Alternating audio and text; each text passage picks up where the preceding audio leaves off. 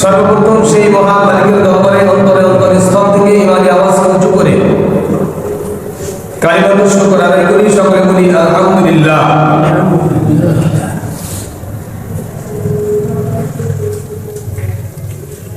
আল্লাহ পাক রব্বুল আলামিন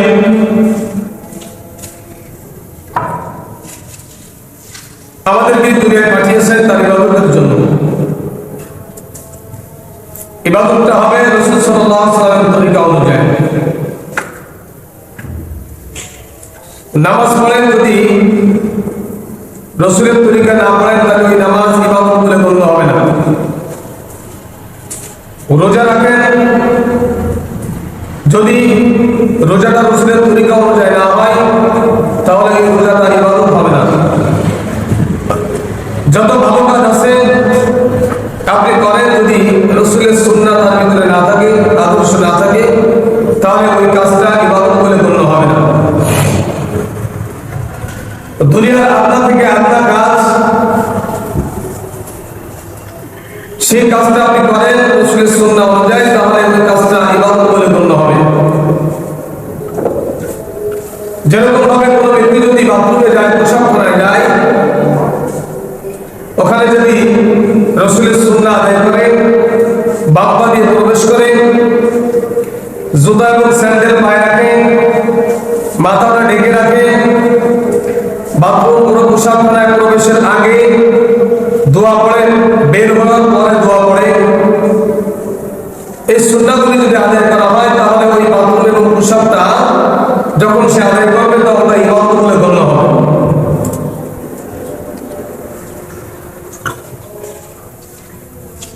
এই জন্য যে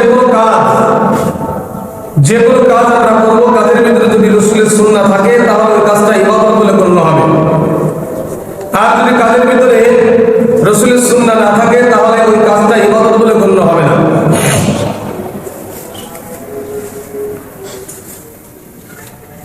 আমাদেরকে রাসূলের সুন্নাহগুলিকে জিন্দা করতে হবে।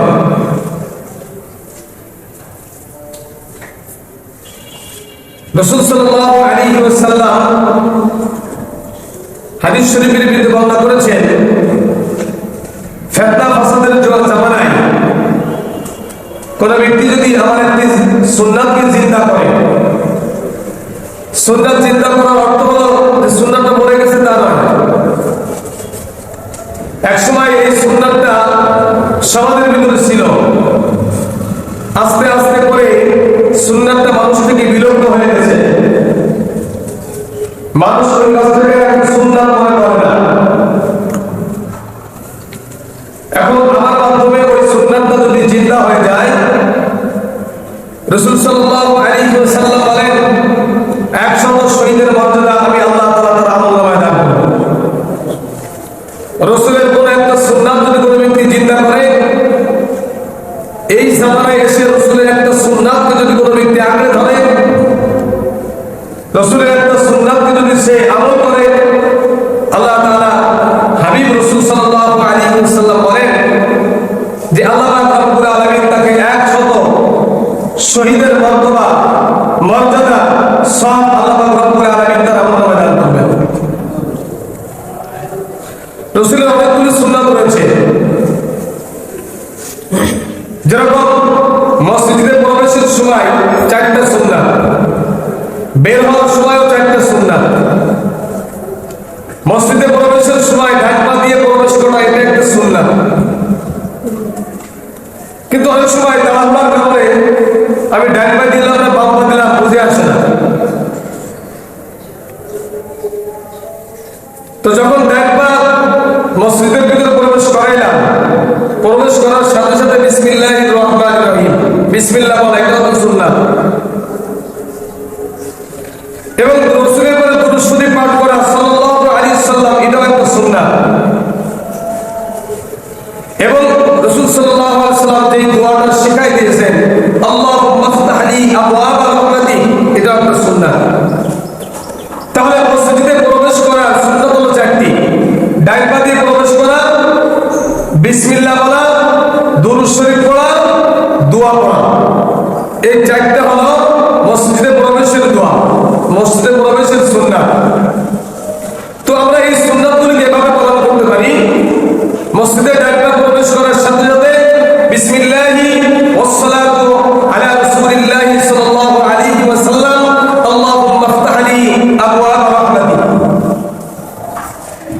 বিসমিল্লাহি ওয়াসসালাতু আলা রাসূলিল্লাহি সাল্লাল্লাহু আলাইহি ওয়াসাল্লাম আল্লাহুম্মা আফতাহ লি আবওয়াব রাহমাতি। তো ডাইবা দেওয়ার পরে এই দোয়াটা পড়লে বাকি তিনটা অর্থাৎ চারটা সুন্নাত আমল হয়ে যাবে। অনেক সময় আমরা এই তাড়াহুড়া করার কারণে আমরা এই সুন্নাতগুলিকে ভুলে যাই। আর আজকে রাসূলের সুন্নাত না থাকার কারণে, সুন্নাতের আমল আমাদের ভিতরে না থাকার কারণে আজকে আমরা রাসূল থেকে অনেক দূরে চলে যাচ্ছি। রাসূল সাল্লাল্লাহু আলাইহি ওয়াসাল্লাম হাদিস শরীফের ভিতরে বর্ণনা করেছেন, মান আহাব্বা সুন্নতি, যে ব্যক্তি আমার মহব্বত করবে আমার সুন্নাতকে, ফাকাদ আহাব্বানি, আমি তাকে মহব্বত করব। ওমান আহাব্বানি, যাকে আমি মহব্বত করব, কানা মাই ফিল জান্নাহ, সে আমার সঙ্গে আমার সাথে তার জান্নাত হবে, আমার পাশাপাশি জান্নাতে তার স্থান হবে, আমার সঙ্গে তার হাসর নাসর হবে। ওই আয়াতের ভিতরে, ওই হাদিসের ভিতরে রাসূল সাল্লাল্লাহু আলাইহি ওয়াসাল্লাম বলেন, মান তারাকা সুন্নতি ফালাইসা মিন্নি, যে ব্যক্তি আমার সুন্নাতকে তরক করলো, জেনে শুনে বুঝে, সে আমার দলভুক্ত নয়, সে আমার উম্মতের দলভুক্ত নয়। তাহলে রাসূল সাল্লাল্লাহু আলাইহি ওয়াসাল্লামের সুন্নাতের উপর আমল করা আমাদের প্রত্যেকের জন্য জরুরি। তো মসজিদে প্রবেশের চারটি সুন্নাত, মসজিদ থেকে বের হওয়ারও চারটি সুন্নাত। তো একটা সুন্নাত যদি আমি চিন্তা করি, 100 শহীদের মর্যাদা, 100 শহীদের সওয়াব আল্লাহ তাআলা আমার আমলনামায় দান করবেন। তো আমি যদি সুন্নাতে আমল করি, এই সুন্নাতটা পালন করি, রাসূল সাল্লাল্লাহু আলাইহি ওয়াসাল্লাম আমাকে কিয়ামতের ময়দানে শাফায়াত করবেন। রাসূলের শাফায়াত যদি কেউ পেতে চায়, রাসূল আমার জন্য সুপারিশ করো, এটা যদি আমি চাই, তাহলে রাসূলের ইত্তেবা ছাড়া রাসূলের শাফায়াত পাওয়া কোশ্চেন কালো সম্ভব নয়। রাসূলের ইত্তেবা কি? আল্লাহ পাক রব্বুল আলামিন বলেন, কুল ইন কুনতুম তুহিব্বুনাল্লাহ ফাত্তাবিউনি ইউহিব্বুকুমুল্লাহ ওয়া ইয়াগফির লাকুম যুনুবাকুম আল্লাহু গফুরুর রহিম। কুল হে নবী, আপনি সারা পৃথিবীর সমস্ত মানুষদেরকে, ইমানদারদেরকে, মুসলমানদেরকে, মানুষদেরকে জানিয়ে দিন, ইন কুনতুম তুহিব্বুনাল্লাহ, যদি কোনো ব্যক্তি আল্লাহ তাআলার ভালোবাসা পেতে চায়, কোনো ব্যক্তি যদি চায় যে তাকে আল্লাহ পাক রব্বুল আলামিন ভালোবাসুন, কোনো ব্যক্তি যদি চায় যে আল্লাহ পাক রব্বুল আলামিন তাকে ভালোবাসুন, আল্লাহর ভালোবাসা যদি কোনো ব্যক্তি পেতে চায়, ফাত্তাবিউনি, তাহলে সে যেন আপনার অনুসরণ করে, অনুকরণ করে, আপনার ইত্তেবা করে। কুল ইন কুনতুম তুহিব্বুনাল্লাহ ফাত্তাবিউনি ইউহিব্বুকুমুল্লাহ, যদি কোনো ব্যক্তি রাসূলের ইত্তেবা করে, আল্লাহ পাক রব্বুল আলামিন ঘোষণা করেন, আমি তাকে মহব্বত করব। ইউহিব্বুকুমুল্লাহ, আমি তাকে মহব্বত করব, শুধু মহব্বত করব তাই নয়, ওয়া ইয়াগফির লাকুম যুনুবাকুম ওয়াল্লাহু গফুরুর রহিম, আমি আল্লাহ পাক রব্বুল আলামিন তার জিন্দেগীর গুনাহগুলিকে মাফ করে দেব। রাসূলের সুন্নাতের ইত্তেবা, সুন্নাতের অনুসরণ, সুন্নাতের অনুকরণ, এটা যদি আমরা করি, তো আল্লাহ রাসূল এক হাদিসের ভিতরে বলেছেন, একটা মরা সুন্নাতকে যদি কোনো ব্যক্তি চিন্তা করে, তো আল্লাহ রাসূল সাল্লাল্লাহু আলাইহি ওয়াসাল্লাম বলেন, আল্লাহ তাআলা তার আমলনামায় 100 শহীদের মর্যাদা তার আমলনামায় দান করবেন। আবার বলেন, অন্য হাদিসের ভিতরে বলেন, কোন ব্যক্তি যদি আমার সুন্নাতকে আঁকড়ে ধরে, মহব্বত করে, কিয়ামতের ময়দানে আমি রাসূল তার জন্য সুপারিশ করব। অর্থাৎ রাসূল বলেন, আমার জন্য ওই ব্যক্তির সুপারিশ আমার জন্য ওয়াজিব হয়ে যাবে। আজকে আমরা রাসূলের সুন্নাতকে ছেড়ে দিয়েছি, আমরা রাসূলের সুন্নাতকে ছেড়ে দিয়েছি, মসজিদে প্রবেশ করি, অথচ মসজিদে প্রবেশ করার দোয়াটাই আমি জানি না। মসজিদের দেওয়ালে লেখা থাকে, আল্লাহুম্মা আফতাহ লি আবওয়াব রাহমাতি, আমি তাড়াহুড়া করতেছি যে মসজিদে যাইতে হবে, এত তাড়াহুড়া যে দ্রুত মসজিদে যাব এবং দ্রুত মসজিদ থেকে বের হয়ে আসবো। এই জন্য আগে এবং পরে যে দোয়াগুলো আছে, এটা আমরা পড়তেও পারি না, যে সুন্নাতগুলো আছে, এই সুন্নাত আমার আপনার দ্বারা আদায় হচ্ছে। কেন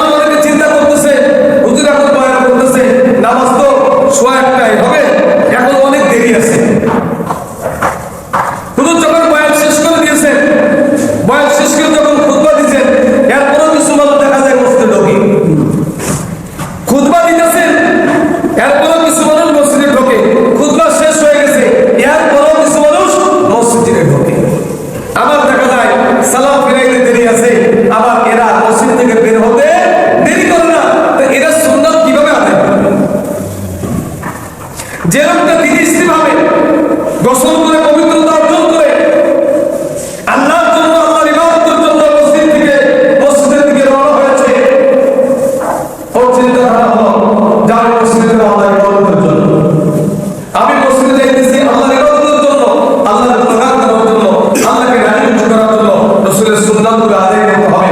তো সে মসজিদের দিকে যখন রওনা দিবে তখন ছোট ছোট কদমে রওনা দিবে, আস্তে আস্তে করে হাঁটবে, সুবহানাল্লাহ আলহামদুলিল্লাহ আল্লাহু আকবার বলতে বলতে হাঁটবে। আর মসজিদে যখন সে প্রবেশ করবে সাথে সাথে তার ডাইন পাটা আগে মসজিদের দিকে প্রবেশ করবে।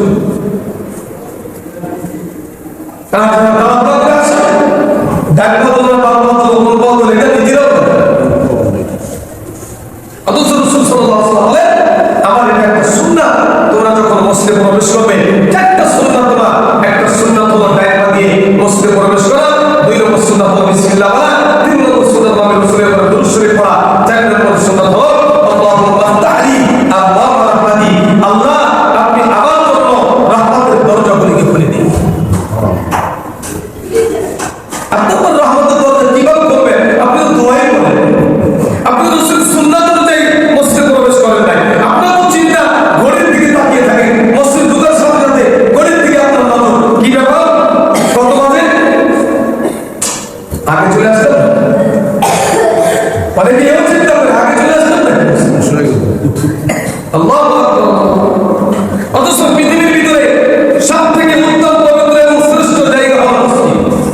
রাসূল নবী সাল্লাল্লাহু আলাইহি ওয়াসাল্লাম বলেন, যতক্ষণ মানুষ নামাজের জন্য অপেক্ষা করবে আল্লাহ পাক রব্বুল আলামিন তার আমল নামায় কবুল নামাজের সন্ধান দেবেন। আপনি জুমার নামাজ পড়বেন, এই জুমার নামাজের জন্য আসছেন, জুমার নামাজটা পড়বেন, আপনি কি গ্যারান্টি দিতে পারবেন যে আপনার নামাজ কবুল হবে? কেউ গ্যারান্টি দিতে পারবো আমরা? কেউ জানে যে আমাদের নামাজ কবুল হবে কি হবে না? তো আমরা আশা রাখি যে আমাদের দোয়া, আমাদের নামাজ কবুল হবে, কারণ এই এলাকার ভিতরে আমাদের থেকে আরো অনেক ভালো ভালো শ্রেষ্ঠ মানুষ আছে, অনেক সম্মানিত ব্যক্তিরা আছে এলাকার ভিতরে, অনেক টাকাওয়ালা ব্যক্তিরা আছে, অনেক চেহারাওয়ালা ব্যক্তিরা আছে, অনেক শক্তিশালী ব্যক্তিরা আছে, কিন্তু তাদের থেকে আল্লাহ তাআলা আমাদেরকে বাছাই করে আল্লাহর ইবাদতের জন্য কবুল যেহেতু করেছেন, আশাবাদী আমি আল্লাহ তাআলা আমাকে আল্লাহ রব্বুল আলামিন আপনার আল্লাহর ইবাদতের জন্য আমাদের কবুল করেছেন, এজন্য আমি আশাবাদী যে আমাদের দোয়া কবুল হবে, আমাদের ইবাদত কবুল হবে। কিন্তু আমরা গ্যারান্টি দিতে পারবো না। রাসূল বলেন, নামাজের জন্য যখন ততক্ষণ তুমি অপেক্ষা করতেছো আল্লাহ রাব্বুল আলামিন তোমার আমল নামায় কবুল নামাজের সওয়াব দেবেন, কবুল নামাজের সওয়াব। তাহলে আপনি মসজিদে যদি আগে এসে যান, চিন্তা করেন মনে মনে একটু আগে চলে আসলাম, একটু পরে আসতে ভালো। তো ভাইরা, রাসূল সাল্লাল্লাহু আলাইহি ওয়াসাল্লামের সুন্নাতকে আমাদের ভিতরে চিন্তা করা দরকার, সুন্নাতের উপরে আমল করা দরকার। যদি রাসূলের শাফায়াত আমরা পেতে চাই, রাসূলের সুবহানাত যদি আমরা পেতে চাই, রাসূলের শাফায়াত যদি আমরা পেতে চাই, আপনারা যদি চান যে রাসূল আমাদের জন্য সুপারিশ করুক, আমাদের জন্য শাফায়াত করুক, তাহলে রাসূলের সুন্নাতের বিকল্প নাই। আপনি রাসূলের সুন্নাত অনুসরণ করবেন না, নামাজ পড়বেন, আমাদের ভিতরে রাসূলের সুন্নাত অনুসরণ করেন না, নামাজ পড়েন, নামাজ পড়তেছেন, রুকু করতেছেন, সিজদা করতেছেন, কিন্তু রাসূল সাল্লাল্লাহু আলাইহি ওয়াসাল্লামের একটা সুন্নাত হলো, একটা আমল হলো যে নামাজে যখন দাঁড়াবে তখন ধীরে দাঁড়াবে, মনটাকে শান্ত করে দাঁড়াবে, একমাত্র আল্লাহর জন্য দাঁড়াবে, এবং তুমি যখন নামাজ পড়তেছো মনে করবে, মনে মনে চিন্তা করবে আমার জীবনের শেষ নামাজ হয়ে পড়তেছে। অথচ সেই নামাজের ভিতরে আমাদের গাফলাতি, সেই নামাজের ভিতরে আমাদের রুকু হচ্ছে না ঠিক, আমাদের সিজদা হচ্ছে না ঠিক, আমরা তাসবিহগুলো ঠিক মতো করতে পারতেছি না, কারণ আমাদের সবকিছুই গলদ ভুল। এই জন্য মুসলমান ভাইরা, রাসূলের সুন্নাত প্রতি আমল করতে হবে। যদি আমাদের ভিতরে রাসূলের সুন্নাতগুলো চিন্তা হয়ে যায়, আমরা যদি রাসূলের সুন্নাতকে চিন্তা করতে পারি, সুন্নাতের উপর আমল করতে পারি, কিয়ামতের ময়দানে আল্লাহর হাবিব আমাকে দেখে আমার জন্য সুপারিশ করতে রাসূল বাধ্য হবে। এই জন্য মসজিদে প্রবেশের সর্বপ্রথম 4টি সুন্নাত, কয়টি সুন্নাত? 4টি সুন্নাত। 1 নম্বর সুন্নাত হলো ডান পা দিয়ে প্রবেশ করা, ডান পা দিয়ে প্রবেশ করা। 2 নম্বর হলো বিসমিল্লাহ বলা, 3 নম্বর হলো দুরূদ শরীফ পাঠ করা, 4র্থ নম্বর হলো আল্লাহুম্মা আফতাহলি আবওয়াব রাহমাতি। এই চারটি সুন্নাত পড়ে যখন আপনি মসজিদের ভিতরে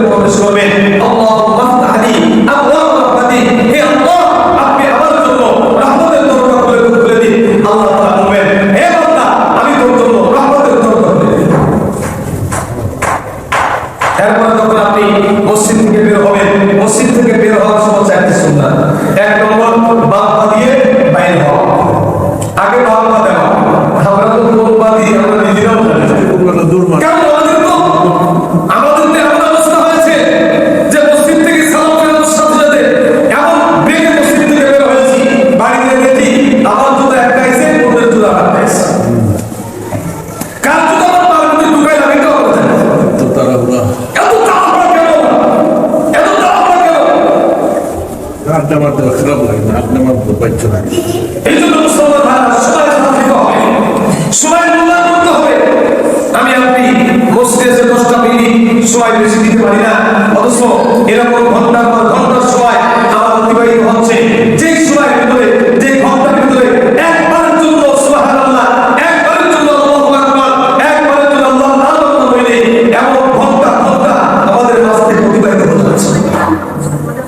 আল্লাহ সাল্লাল্লাহু আলাইহি ওয়াসাল্লাম বলেন, কিয়ামতের ময়দানে কিছু ব্যক্তিকে যখন জান্নাতে দিবে, তো ওই জান্নাতবাসীরা কিছু সময়ের জন্য আফসোস করবে আল্লাহর কাছে।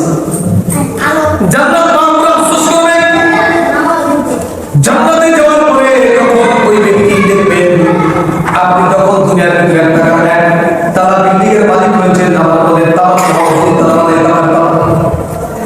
দুই তলার মালিক যখন হয়েছেন, চিন্তা করলেন আমি যদি আর এক তলার মালিক হতে পারতাম, 3 তলার মালিক হতে পারতাম, অর্জন ছাড়ি থাকলে বাড়তেই থাকে। আল্লাহ নবী বিশ্বনবী মুহাম্মদ রাসূলুল্লাহ সাল্লাল্লাহু আলাইহি ওয়াসাল্লাম বলেন, আল্লাহর বান্দাকে যখন জান্নাত দান করবেন, ও আরেক ব্যক্তির জান্নাত দেখে মনে মনে চিন্তা করে রব্বুল আলামিন, হায় আফসোস আমি যদি ওই দিন সময় 1 ঘন্টা সময় পার করেছিলাম ওইখানে গল্প করে, ওই সময়ের ভিতরে একবার সুবহানাল্লাহ বলে একবার আল্লাহু আকবার বলে নাই, ওই সময়টা যদি ওই জায়গা ব্যয় করে যদি আমি আল্লাহর জন্য ব্যয় করতাম, আজকে আমার জান্নাতটা অনেক বেশি সুন্দর হতো। এই জন্য সময় মূল্য করতে হবে। সময় একটা জিনিস আমার আল্লাহ রাব্বুল আলামিন সময়ের মূল্য আল্লাহ রাব্বুল আলামিন কোরআনের ভিতরে ঘোষণা করেন, আস সময়ের কসম করেছে এই জন্য কারণ মানুষের সময় অনেক দাম। আপনি কাঁধে, আপনাকে যদি কাজের জন্য বলা হয়, আপনাকে যদি নামাজের জন্য টাকা হয়, হুজুর অনেক কাজ, হুজুর সময় পাই না, তাহলে আপনার কাছে সময় অনেক মূল্য। কারণ কি নামাজের থেকে আপনার কাছে মূল্য আপনার ব্যবসা, সময়ের থেকে সময় আপনার কাছে মূল্য, এই জন্য নামাজ থেকে আপনার কাছে মূল্য আপনার কাজ। কিন্তু দুনিয়ার মুসলমানেরা আমরা কয়েকদিনের জন্য দূরে আসছি, আমরা শুনেছি আল্লাহ হাবিব সাল্লাল্লাহু আলাইহি ওয়াসাল্লাম বলেন, আমার উম্মতের গড় বয়স হলো 60 থেকে 70 এর মধ্যে, অর্থাৎ 60 এবং 70 এর মধ্যে মানুষের বয়স থাকে। 60-70 বছর বয়স হওয়ার পরে 70 বছর পার হওয়ার পর ওই মানুষটার মানুষ থাকে না, ও বাচ্চা হয়ে যায়। ওই মানুষ খাইছে কি খাইলে তাও মনে নাই, নামাজ পড়ছে কি পড়ছে তাও মনে নাই, ওযু করছে কি করছে তাও মনে নাই। এরকম অবস্থা আমাদের ভিতরে হয়। 70 বছর পার হলে ওই লোকটার আর কোনো চেঞ্জিং থাকে না। এই জন্য হাবিব রাসূলুল্লাহ সাল্লাল্লাহু আলাইহি ওয়াসাল্লাম বলেন, কিয়ামতের ময়দানে মানুষের 3টা সময় ব্যয়, 3টা সময়কে হায়াতের দিকে 3 ভাগে ভাগ করেছেন। এক ভাগ হলো তার শিশুকাল, এই শিশুকালের কোনো বিচার আল্লাহ রাব্বুল আলামিন দিবেন না। আরেকটা বিচার হলো আল্লাহর কাছে শেষ বিচার, শেষ সময়, সেটা হলো মৃত্যুকাল। ওই সময় বান্দার কোনো হিসাব হবে না। মাঝখানে একটা সময় দান, সেই দান হলো যৌবনকাল। ওই সময় এমন একটা সময় মানুষ যা চাইতে তাই করতে পারে। গতকালে আমরা বয়ান শুনেছি, মানুষ ইচ্ছা করলে যদি টাকা থেকে মানুষকে পূর্ণ করতে পারে। এমন একটা সময় লাগে, এমন একটা যৌবনকাল আমাকে আল্লাহ রাব্বুল আলামিন দান করেছেন। ওই যৌবনকালে এই শীতের দিন সকালবেলা থেকে ঠান্ডা গোসল করতে আপনার কাছে কোনো কিছু মনে হবে না। আপনি রাতভর গান শুনবেন, আপনার কোনো কিছু মনে হবে না। শীতকাল, তারপর কোনো কিছু মনে হবে না। কিন্তু এমন একটা সময় আসবে, ওই সময়টাকে আপনি চিন্তা করবেন আমি কিন্তু নামাজ পড়বো, নামাজ পড়বে, মসজিদে যাইতে চিন্তা করবেন কিন্তু যাইতে পারবেন না, নামাজ পড়তে চাইবেন পড়তে পারবেন না। কারণ একটা সময় আল্লাহ রাব্বুল আলামিন আপনাকে দিয়েছিলেন, ওই সময়টা আল্লাহ করেন নাই। আল্লাহ কাছে দিতে মাওলা করেছেন। কোন ব্যক্তি যদি যৌবনকাল আল্লাহর ইবাদত করে, যৌবনকাল যখন 10 বছর থেকে 40 বছর পর্যন্ত এই বয়সটা হলো যৌবনকাল। এই বয়স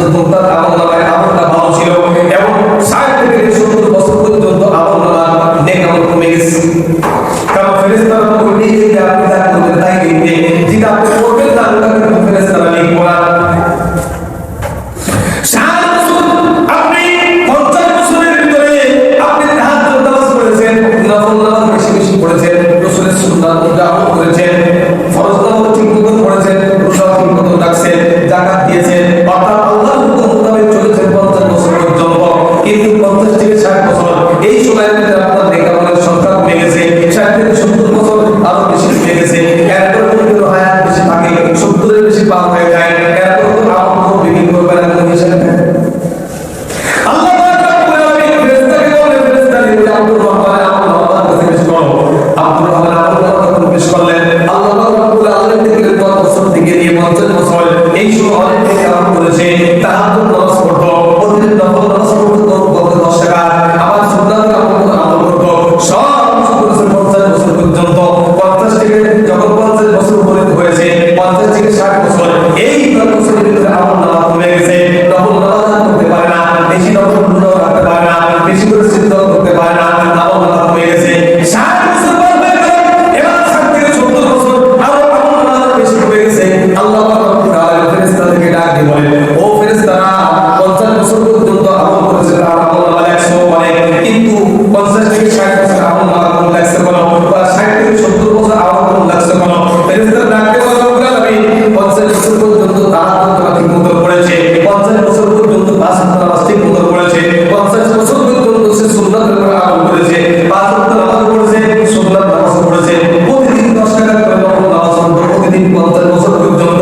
50 বছর যখন পার হলো, এরপরে আর 10 টাকা নফল নামাজ সে পড়তে পারে নাই।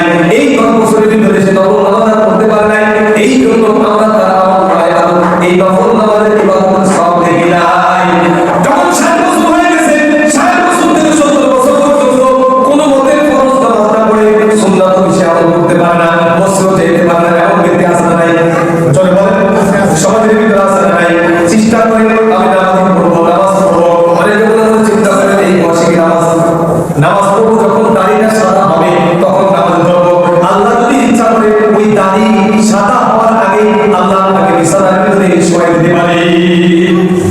কথা বলে ঠিক ঠিক না? পারে কি পারে না? এই শক্তি আল্লাহ আছে না নাই? নাকি আল্লাহ আগে থেকে বুড়ো হয়ে গেছে? আল্লাহ আগে থেকে বুড়ো হয়ে গেছে, যে আগে তো করতে পারতো, এখন শক্তি আল্লাহ নাই। আল্লাহ আগে যেমন আছেন এখন ওই রকম আছেন, আর ভবিষ্যতেও ওই রকমই থাকবেন। আল্লাহর কোনো পরিবর্তন নাই। আল্লাহ আগে যত ক্ষমতা ছিল, এখন ওই পরিমাণ ক্ষমতা আছে, আর ভবিষ্যতে ওই পরিমাণ ক্ষমতা থাকবে। ও দুনিয়ার মুসলমানেরা, আমি অনেকদিন ধরে চিন্তা করে 5 ওয়াক্ত নামাজ পড়ো, এখন একটু জুমার নামাজ খালি পড়ি, এখন একটু জুমার নামাজ পড়ি, 5 ওয়াক্ত নামাজ পড়বো, বয়স যখন 40 পার হবে তখন আমার কাজের সংখ্যা কমে যাবে, যখন আমি ব্যস্ততা আমার কমে যাবে, তখন আমি মসজিদে যে নামাজ পড়বো 5 ওয়াক্ত। আল্লাহ ওই 40 বছর পরে হয়তো আপনাকে অ্যাক্সিডেন্টের মাধ্যমে অথবা অন্য কোনো রোগের মাধ্যমে আল্লাহ তাআলা আপনাকে বিছানার ভিতরে শোয়াই দিতে পারে। এই ক্ষমতা কিন্তু আল্লাহ রাব্বুল আলামিনের আছে। আল্লাহ তাআলা ফেরেশতাদেরকে ডাকতে বলেন, ফেরেশতারা, এই লোকটা কেন 10 টাকার নফল নামাজ পড়তে পারে নাই? তখন ফেরেশতারা রাব্বুল আলামিন তার সঙ্গে দুর্বল, সে বিরুদ্ধ হয়ে গেছে, বয়স বাড়ি হয়ে গেছে। আল্লাহ তাআলা বলেন, ও ফেরেশতারা, বয়সটা বাড়ি দিস, ওর চুল আগে ছিল কালা, এখন সাদা হয়েছে, এটা বানাইছে কি? এটা রাব্বুল আলামিন আপনি বানিয়েছেন। আল্লাহ হাবিব নবী সাল্লাল্লাহু আলাইহি ওয়াসাল্লাম বলেন, কোন যুবক যদি যৌবনকালে আল্লাহর ইবাদত কম হয়ে থাকে, বৃদ্ধকালে ওই ইবাদতটা করতে না পারে, আল্লাহ ফেরেশতাদেরকে আল্লাহ তাআলা বলবেন, রাব্বুল আলামিন ডাকবো, ফেরেশতারা, যৌবনকালে আমার বান্দা যেই পরিমাণ ইবাদত করছে, বৃদ্ধকালে আমল করুক বা না করুক, যৌবনকাল যেই পরিমাণ ইবাদত করছে, বৃদ্ধকালে ওই পরিমাণ ইবাদতের সব তার আমলনামায় লিখে দিবি। তাহলে যৌবনকালটা আল্লাহর কাছে দামি, শিশুকালের কোনো দাম নাই, বৃদ্ধকালের কোনো দাম নাই, আমাদের কাছে তো ছোট বাচ্চা তাদের কোনো দাম নাই। আমরা কোনো মজলিসে ছোট বাচ্চাদেরকে নিই না, কোনো সালিশে আমরা ছোট বাচ্চাদেরকে নিই না, ছোট বাচ্চারা এদেরকে আমরা নিই না, তারপরে আমাদের কাছে তাদের মূল্য কম। এরপরে 60 থেকে 70 বছর বয়স যারা হয়ে গেছে, ওদেরকে আমরা দুনিয়ার কোনো কাজের জন্য আমরা তাকে কি ডাকি না, কারণ সে কথা তোমার না বলে, এখন তার মেয়েদের আগের মতো কাজ করে না। তো দুনিয়ার মানুষ যদি এই মানুষকে মূল্যায়ন না করে, আল্লাহ কিভাবে মূল্যায়ন? এই জন্য যৌবনকালের একটা সময় আল্লাহ তাআলা আপনাকে আমাকে দিয়েছেন, এই যৌবনকালে এই শীতের রাতে সকালবেলা ফজরের নামাজ আপনি যদি ইচ্ছা করেন, তাহলে আপনি ঠান্ডা পানি দিয়ে ওযু করে আপনি ফজরের নামাজ আদায় করতে পারবেন।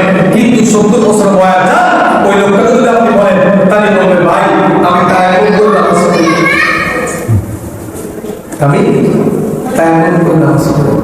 বা যদি কেউ থাকে গরম পানি করে গরম পানি দিয়ে ওযু করে নামাজ পড়বে, ঠান্ডা পানি দিয়ে ওযু করতে পারে। কিন্তু আপনাকে একটা ওয়াজ আল্লাহ দিয়েছেন, যে ওয়াজে আপনি ঠান্ডা পানি দিয়ে ওযু করার শক্তি আল্লাহ আপনাকে দিয়েছেন। এই জন্য সুন্নাতুল্লাহ বলতে হবে। রাসূলের সুন্নাত যদি আমি পেতে চাই, সুন্নাত যদি আমি পেতে যাই, আমি যদি চাই যে আমার রাসূল আমার জন্য সুন্নাত শুরু, তাহলে রাসূলের সুন্নাত অনুযায়ী আমল করতে হবে। মসজিদে ঢোকার কয়টা সুন্নাত? চারটা। জোরে বলেন। চারটা সুন্নাত। এক নম্বর সুন্নাত হলো আজ থেকে আমরা ভালো চিন্তা করব, সুন্নাতগুলো আমল করব। মসজিদে যখন প্রবেশ করব ডাইন পা দিয়ে প্রবেশ করব। যখন ডাইন পা দিয়ে হবে তখন বিসমিল্লাহ বলবো। যখন বিসমিল্লাহ বলা হবে তারপরে সাল্লাল্লাহু আলাইহি ওয়াসাল্লাম তিনটা আমল হবে, আমরা দোয়া করব। আল্লাহুম্মা ফতাহি আবওয়াব রাহমাতিক, আল্লাহুম্মা ফতাহি আবওয়াব রাহমাতিক, আল্লাহুম্মা ফতাহি আবওয়াব রাহমাতিক। মসজিদ থেকে বের হওয়ার জন্য চারটা সুন্নাত। কয়টা সুন্নাত? এক নম্বরে বাম পা দিয়ে মসজিদ থেকে বের হতে হবে। দুই নম্বরে বিসমিল্লাহ বলতে হবে। তিন নম্বরে দোয়া করতে শরীফ পড়তে হবে। আর চার নম্বরে পড়তে হবে আল্লাহুম্মা ইন্নী আসআলুকা মিন ফাদলিক, আল্লাহুম্মা ইন্নী আসআলুকা মিন ফাদলিক। এই যে মসজিদের প্রবেশ এবং বাইরে, ভিতরে এবং বাইরে মোট 8টা সুন্নাত হলো।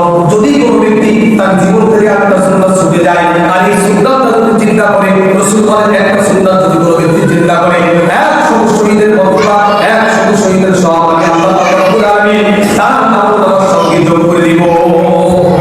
মান আহাব্বা সুন্নতি ফাকাদ আহাব্বানি ওয়া মান আহাব্বানি কানা মাই ফিল জান্নাহ। রাসূল সুসংবাদ শুনিয়েছেন, কোন ব্যক্তি যদি আমার সুন্নাতের উপর আমল করে আমি রাসূল কিয়ামতের ময়দানে তাকে দিয়ে এই জান্নাতে প্রবেশ করব।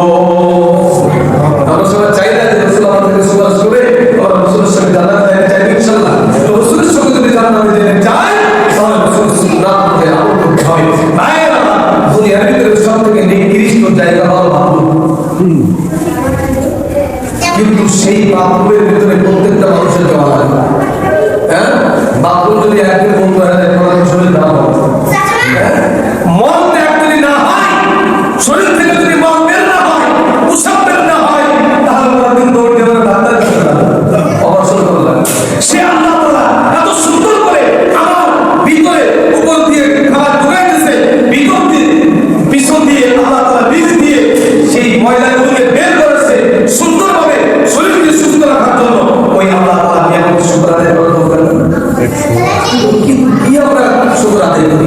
মসজিদে আসছি, বাথরুমে গেছি, বাথরুমে যে দোয়া আছে কিভাবে প্রবেশ করতে হয় এটাও জানি না। অনেক সময় অনেকে কয় হুজুর তুমি মাথায় দিয়ে বাথরুমে গেলে কারণ তুমি তো পবিত্র জিনিস, তুমি কি তুমি পবিত্র জিনিস, তুমি মাথায় দিয়ে বাথরুমে দিলে তাহলে তার কাছে হলো তুমি পবিত্র জিনিস আর বাথরুম অপবিত্র জায়গা, ওইখানে এই তুমি মাথায় দিয়ে যাওয়া যাবে না। কত রাসূল বলেছেন মাথা ঢেকে বাথরুমে প্রবেশ করা। এক নম্বর হলো, প্রথম নম্বর হলো যে বাইরে থেকে আগে দোয়া করা। বাথরুমে প্রবেশ করার আগে দোয়া করে না, আল্লাহুম্মা ইন্নী আউযু বিকা মিনাল খুবুসি ওয়াল খাবাইস। কারণ ওইখানে যে তোমরা সতর্ক বলতে হয়, সতর্ক বলতে হয় না, তো সতর্ক যখন বের হয় আমি আল্লাহর কাছে আগে থেকে পালাতে দিছি, আল্লাহ আমার সতর্ক করে বলা হবে শয়তানের ওয়াসওয়াসা থেকে আমি আল্লাহ আপনার কাছে সাহায্য করব। আল্লাহুম্মা ইন্নী আউযু বিকা মিনাল খুবুসি ওয়াল খাবাইস। এই খুবুস এবং খাবাইস শয়তান থেকে আল্লাহ আপনার কাছে বাঁচা চাইতেছি। তখন আমি সবখানার ভিতরে বাথরুমের ভিতরে যাওয়ার পরে আমি দরজাটা খুলে আগে বাম পা দেবো। কোন পা দেবো? কারণ দুনিয়ার ভিতরে ওই জায়গাটা হলো শয়তানের আটকানো জায়গা, শয়তান মানুষকে ওই জায়গায় ঢোকা দেয়। এই জন্য বাথরুম সবখানার ভিতরে যায় একমাত্র দিলে দিলে ইস্তেগফার করা, কোনো দোয়া করার অনুমতি নেই, কোনো জিজ্ঞাসা করার অনুমতি নেই। আল্লাহর এক বান্দা বাথরুমে যাওয়ার সময় জিহ্বাটাকে রশি দিয়ে বাঁধলো। জিজ্ঞাসা করা হয়েছে যে বাথরুমে যাওয়ার সময় জিহ্বাটাকে আপনি রশি দিয়ে বাঁধলেন কেন? তো উনি জবাব দিয়েছেন যে আল্লাহর ইবাদত, আল্লাহর জিকির সবসময় করতে করতে জিহ্বা সবসময় চলে। তো বাথরুমে গেলেও কি তার জিহ্বা ধরে যে আল্লাহর জিকির করে। এজন্য যেহেতু রাসূল নিষেধ করেছেন যে বাথরুম সাফার ভিতরে কোনো দোয়া জিকির আজকার করা হারাম,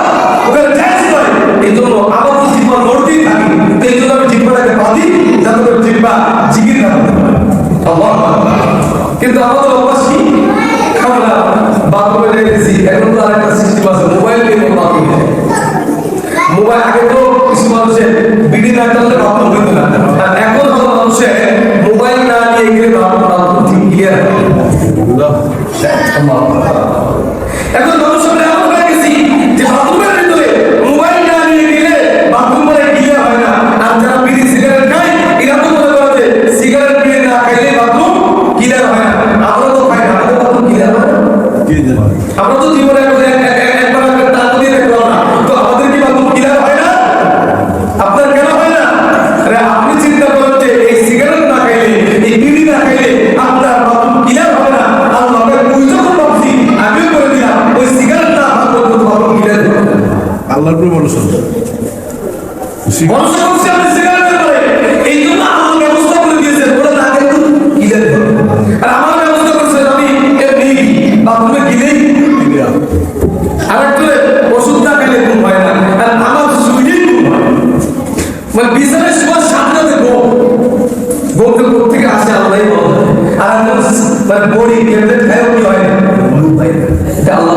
রব্বুল আলামিনের রহমত নিয়ামত এই জন্য হয় না যাদের ঘুম ভালো হয় আল্লাহকে শুকরিয়া আদায় করি যাদের বাথরুম ক্লিয়ার হয় তারা আল্লাহকে শুকরিয়া আদায় করি যারা সুস্থ আছি আল্লাহ শুকরিয়া আদায় করি কারণ কোনো সময়ের জন্য যদি আপনার বাথরুম আটকে যায় উষাব আটকে যায় তবে আপনার বাঁচার সমস্ত আশা করবে সবকিছু আছে বাথরুম ক্লিয়ার বাথরুম হচ্ছে না উষাব হচ্ছে না পানিও খাইতেছেন খাবারও খাইতেছেন ভিতরে যাচ্ছে কিন্তু বের হচ্ছেন না আপনি পেরেশান হয়ে গেছেন ডাক্তারের পরামর্শ নিয়ে শুরু করেছেন ডাক্তার সাহেব কি করবো কিছুই তো বুঝে আসতেছে না তখন খাবার ভালো খাবার দেখলেও খাইতে বলে চাইতেছে কিন্তু আপনি খাইতে পারবেন কারণ আপনি খাইতেছেন কিন্তু ভিতর থেকে বাইরে হচ্ছে না তখন আপনার ভালো খাবার দেখলেও খাইতে বলে এই জন্য ভাই এটা আল্লাহ নিয়ামত এই জন্য যখন আমরা বাথরুমে প্রবেশ করবো রাসূল বলেন বাথরুমটা নির্দিষ্ট জায়গা হলেও ওখানে যে শয়তান আটকা হলেও ওখানে এমন একটা জায়গা ওখানে যদি তুমি রাসূলের সুন্নাত অনুযায়ী আমল করো তা তোমার এই বাথরুমটাও আল্লাহ রব্বুল আলামিন তোমার আমলনামায় নেকি দিয়ে ভরপুর করে দিবেন